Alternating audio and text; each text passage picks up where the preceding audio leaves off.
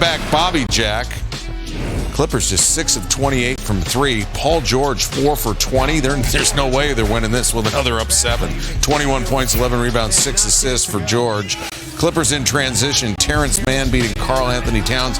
Do the hustle. Ding, ding, ding, ding, ding, ding, ding, ding. See Terrence Mann wearing his PF Flyers. You can't beat somebody wearing their PF Flyers. Clippers beat the Wolves by 20. Bill Walton, 69th birthday. Friend of the program. One of the NBA's 75 best. One of the planet's best among, he's just a great dude. He's cool. I interviewed him one time and I was like, this could never end. And I loved it. It was awesome. We wish you a happy birthday, Bill. Shine on, soul on. Best to you and best to your bride, Lori. Thanks for watching. This is SportsCenter AM. Chef Curry and the Warriors cooking up the Pelicans in a historic rout, while the Knicks rose to the occasion to knock off the defending champion Bucks. The Browns gift Odell Beckham with the release that he's always wanted. Our insider is here with a list of contenders now vying for his services. And the initial top 4 has been revealed, but still plenty of time to shake things up. We're going to reveal which team could be green with envy when it's all said and done. A little Viking during the interview. I like it, man. Yeah, helps me think. Look out! How'd he do, Braylon? He did good? Yeah. Oh, so cute. He did just fine. Hey, we're going to strive for a show as fast-moving as the Braves World Series parade, although safely. At SportsCenter AM, Hannah Storm and Randy Scott alongside. We have a Goal of the Year candidate in the NHL as well.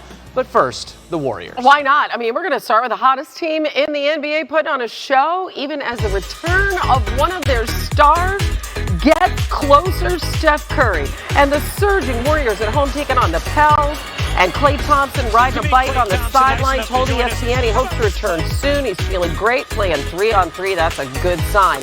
So is this from Curry, who went scoreless in the first quarter on Wednesday against Charlotte. And last night, a concerted effort to get that shot off. 4 threes in the first quarter.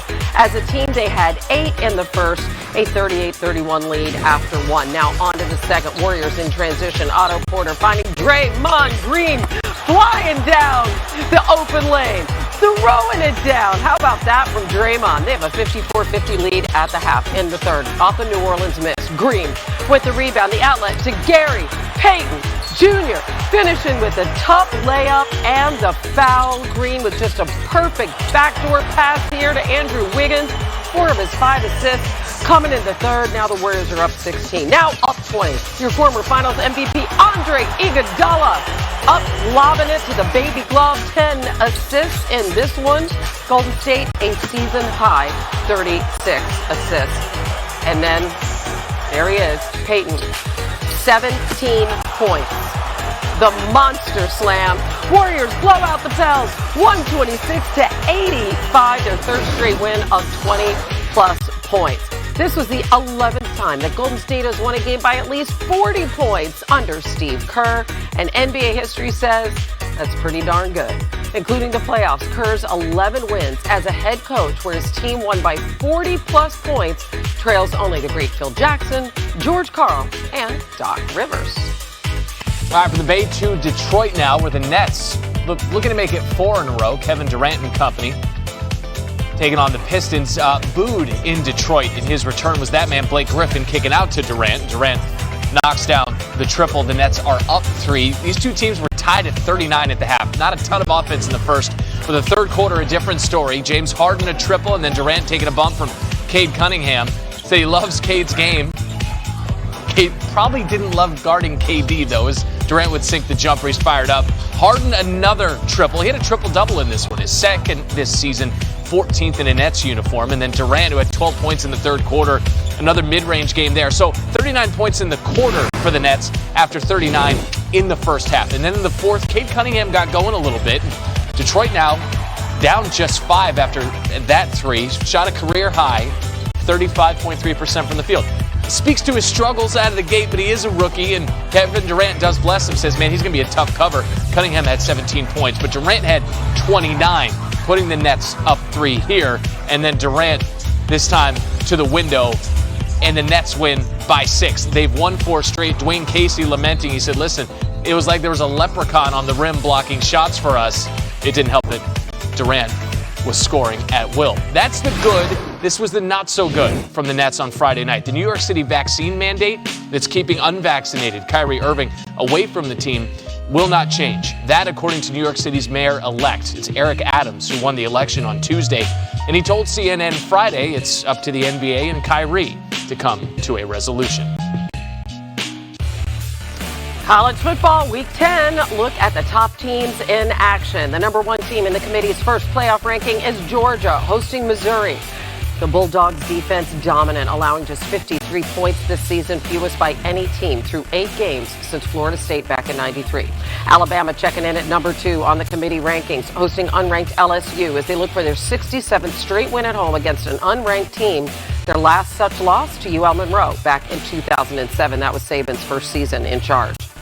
Michigan State putting their number 3 ranking on the line against Purdue today. The Spartans 8-0 for the first time since 2015. That's the year they made the playoff. What happened in their 9th game that season? They lost to Nebraska. And rounding out the top 4, Oregon, the only Pac-12 team in the committee's top 25 since Mario Cristobal took over. The Ducks are 20-1 at home compared to 9-7 on the road. Today they travel north to take on Washington. Here is the Bear crunching the numbers on the college football playoff. You'll actually be seeing that later on SportsCenter. A stacked cast of college football experts coming your way. Paul Feinbaum in 10. Then we have Dez at game day. And in the 8 o'clock hour, EJ Manuel, Tim Tebow, Kirk Herbstreit, live from Cincinnati. It has been a busy couple of days for this man, Aaron Rodgers. Wednesday's positive COVID-19 test, really the beginning of a conversation over immunized versus vaccinated, misdirection versus transparency, and a desire to treat NFL COVID protocols like an a la carte buffet menu.